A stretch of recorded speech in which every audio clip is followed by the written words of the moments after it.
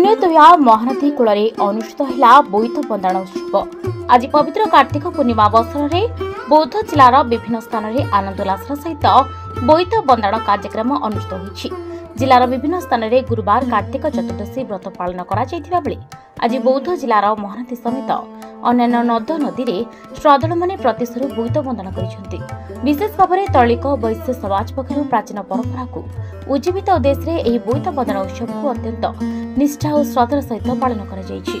महानदीर आळती घाटଠାରେ एथिपाई स्वतंत्र कार्यक्रमर आयोजन करा जायथिबा बेले शह शह श्रद्धालु सपरिवार सहित महानदी में आका मा बई डाक दे हरिबोल हुड़हुड़ी सहित बोईत बंदन करथिले।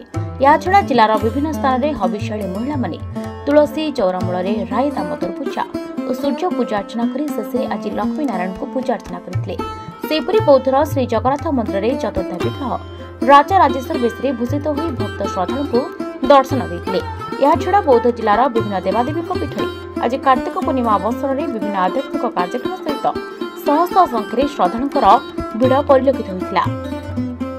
प्रति वर्ष आम हविष्याड़ करूँ मिसिक चंद्रचूड़र आड़ती घाट प्रतिदिन आम ये लक्ष्मीनारायण लास्ट लक्ष्मीनारायण को पूजा हुए किंतु वर्तमान ता पूर्व आम राय दामोदर कृष्ण मूर्ति तुलसी ठाकुराणी पाखे रखी पूजा विधि कर।